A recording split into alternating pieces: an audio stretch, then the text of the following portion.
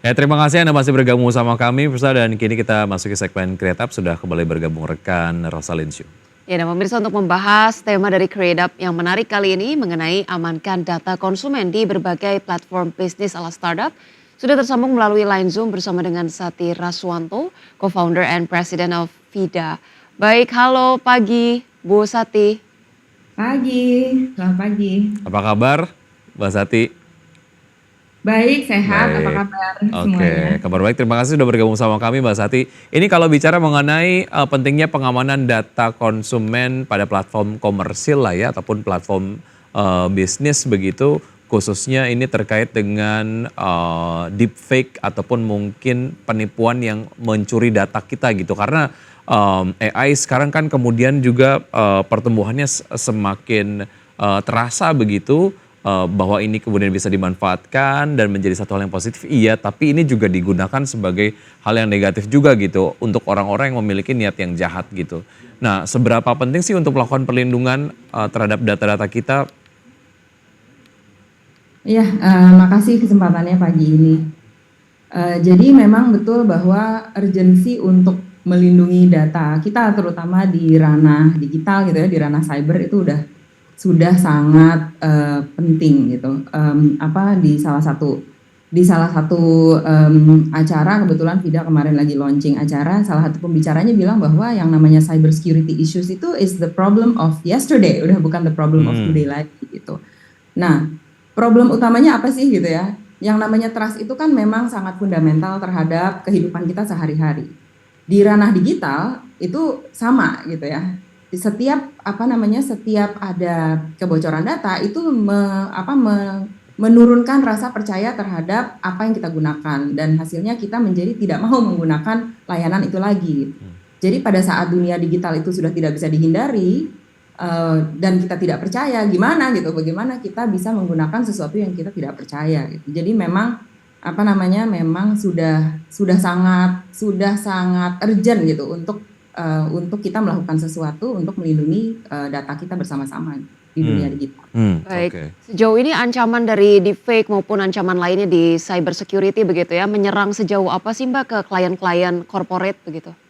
Ya, mungkin sebetulnya ada 4 serangan berbasis AI dan penipuan digital gitu ya. Yang pertama itu biasanya penipuan identitas digital, jadi identity fraud. Yang kedua adalah rekayasa sosial atau social engineering. Kalau social engineering ini menarik karena sebetulnya tidak ada engineering di dalam social engineering gitu ya. Ini adalah bagaimana kita bisa memanipulasi seseorang untuk memberikan data sensitif mereka. Kemudian ada account takeover atau pengambil alihan akun digital. Yang keempat adalah pemalsuan dokumen dan tanda tangan. Jadi dokumen dan signature forgery. Jadi sebetulnya jenis fraud digital itu secara umum tuh ada 4. Nah, problem utamanya adalah di Indonesia ya. Tren penipuan deepfake gitu misalnya di tahun 2022 sampai 2023 itu meningkat 1.550%, bayangin. Dan 100% bisnis di Indonesia tuh bilang bahwa mereka itu sangat concern gitu terhadap meningkatnya AI fraud berbasis AI ini gitu. Oke, Dan kenapa? Ya. 44% sudah pernah mengalami selama setahun terakhir. Baik, kenapa mereka kemudian concern, karena memang ini merugikan platform mereka begitu ya? Betul. Oke. Karena balik lagi ya, kalau di Indonesia hasil riset tuh menunjukkan apabila kita mengalami suatu fraud di dalam dunia digital, maka kemungkinan kita untuk switch tuh sekitar 70%. Oke, berarti sangat besar kemungkinannya gitu, karena istilahnya kapok begitu ya untuk menggunakan itu, karena mempertanyakan sistem perlindungannya seperti apa gitu, kok bisa ada data-data yang seharusnya dilindungi, karena itu adalah data-data yang voluntarily kita kemudian serahkan di platform tersebut karena percaya begitu, tapi kemudian di-breach oleh pihak lain gitu ya. Ini yang akhirnya membuat user menjadi kapok untuk menggunakan gitu, walaupun memang yang melakukan bukan orang internal yang di platform yang legal tersebut ya. Yes. Oke. Iya, betul. Baik, sejauh ini kan Vida sendiri dikenal sebagai layanan yang memberikan layanan identitas digital maupun perlindungan terhadap cyber security. Mungkin untuk sebagian masyarakat yang belum familiar, perlindungan seperti apa sih yang dihadirkan oleh Vida? Ya, Kami itu ada 3 jenis layanan gitu ya atau solusi. Yang pertama itu memang kita membantu dari sisi verifikasi identitas. Verifikasi identitas itu ada yang bentuknya kita menyebutnya produknya namanya document liveness. Jadi memastikan dokumen yang digunakan untuk masuk ke dalam dunia digital untuk mendaftar itu memang asli. Kemudian yang kedua face liveness gitu ya. Face liveness itu mencegah penipuan dengan mendeteksi gambar dan foto biasanya ya dan video pada saat kita akan membuka satu akun atau melakukan transaksi kan biasanya ada proses selfie-nya gitu ya. Nah, apakah selfie itu benar kita atau itu adalah video kita, foto dari kita dan lain-lain. Verifikasi yang lain kita bisa juga melakukan income verification. Jadi memeriksa data pendapatan secara akurat dengan menggunakan AI. Kemudian yang kedua melakukan user authentication atau autentikasi pengguna. Di sini ada 2 layanannya Vida. Yang pertama adalah phone token, yaitu bagaimana caranya pada saat kita bertransaksi itu memang adalah cellphone kita, itu bukan cellphone orang, sehingga fraud bisa dihindari. Yang kedua face token, jadi mengganti SMS dengan pengenalan wajah. Jadi kalau misalnya kita lagi bertransaksi kan biasanya ada SMS OTP gitu ya. Kalau ini face token ini mengganti SMS OTP tersebut dengan wajah kita. Oke, baik. Ya, menarik. Ya. Kita akan lanjutkan usaha jeda berikut ini. Mbak Sati dan pemirsa tetap bersama kami. Usaha jeda kami akan segera kembali. Ya pemirsa Creative, terima kasih masih bersama kami dan masih tersambung melalui line Zoom bersama dengan Sati Raswanto, Co-founder and President of Vida. Baik Bu Sati, tadi kita sempat bertanya begitu ya, sebetulnya klien dari Vida ini sendiri sebetulnya lebih ke retail atau korporat sejauh ini? Adalah B2B2C. Jadi kami itu banyak bekerja sama dengan platform seperti platform fintech, platform perbankan, platform e-commerce gitu untuk menjadi engine di belakang gitu ya untuk membantu mereka mengamankan platform mereka. Oke, berarti B2B begitu ya. Nah, sejauh ini feedback dari klien seperti apa dari berbagai services yang diberikan oleh Vida, Mbak Sati? Iya, karena memang ini adalah problem yang sangat genting saat ini gitu ya. Jadi memang sambutan dari layanan-layanan kami itu sangat baik. Gitu. Sebetulnya satu tentunya semua bisnis itu ingin menjaga atau melindungi konsumen mereka masing-masing gitu ya dari ancaman fraud. Kemudian kedua dari sisi pemerintah pun sebetulnya pemerintah kita tuh sudah sangat concern dan meminta layanan-layanan digital itu untuk mengadopsi teknologi-teknologi dengan standar yang tepat gitu untuk memastikan bahwa konsumen itu terlindungi gitu pada saat bertransaksi di dunia digital.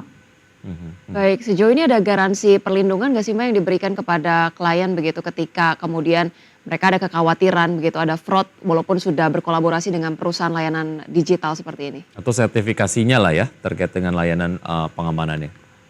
Iya, kalau dari Vida, kami itu adalah layanan namanya Vida Identity Stack. Nah, Vida Identity Stack ini memang adalah satu toolbox gitu ya, satu toolbox untuk perlindungan optimal gitu ya. Gimana caranya kita bisa mencegah penipuan identitas sampai 99,9% melalui penggunaan teknologi AI, enkripsi end-to-end dan lain-lain. Oke, sejauh ini sudah berapa banyak klien yang sudah terlayani oleh Vida, Mbak Sati?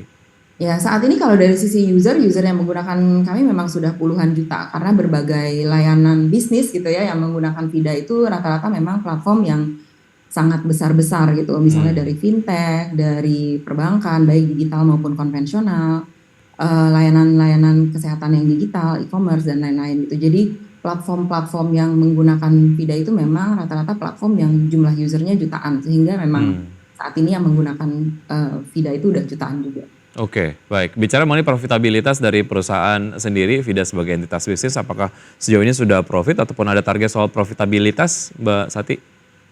Ya, saat ini sebagai perusahaan rintisan memang fokus kami itu masih memberikan solusi kepada pelanggan-pelanggan dan bisnis yang kami bantu gitu ya. Dan komitmennya tuh lebih untuk terus berinovasi, untuk terus tumbuh, memberikan nilai tambah yang maksimal. Sehingga kepercayaan terhadap layanan kami yang sebetulnya layanan cyber security itu terutama yang lokal kan masih baru sebenarnya ya. Vida sendiri usianya baru 5 tahun gitu. Jadi memang fokusnya saat ini masih terus memperkuat hal tersebut. Baik, oke. Good luck untuk seluruh target-target Vida ke depan. Mbak Sati, terima kasih sudah bergabung bersama kami. Sukses untuk Anda, saya selalu sampai jumpa. Terima kasih Mbak. Baik. Lalu. Iya, baik. Kita akan mengupdate berikutnya untuk pergerakan dari IHSG bisa di pukul 9:27 waktu Indonesia bagian Barat.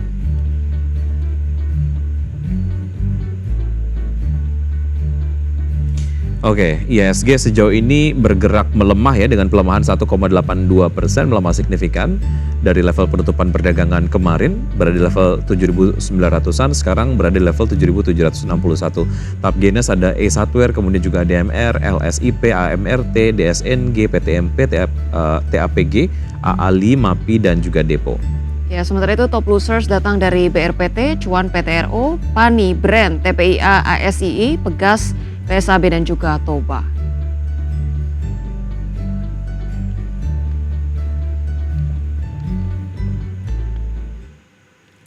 Ya baik pemirsa, 90 menit sudah kami menemani Anda dalam Power Breakfast. Semoga pembahasan kali ini dapat menjadi referensi dan sumber informasi untuk Anda. Ya, tetap perbarui informasi Anda hanya di IDX Channel, your trustworthy and comprehensive investment reference. Dan jangan lupa untuk menyaksikan program Market Review yang akan tayang pukul 10 waktu Indonesia bagian Barat.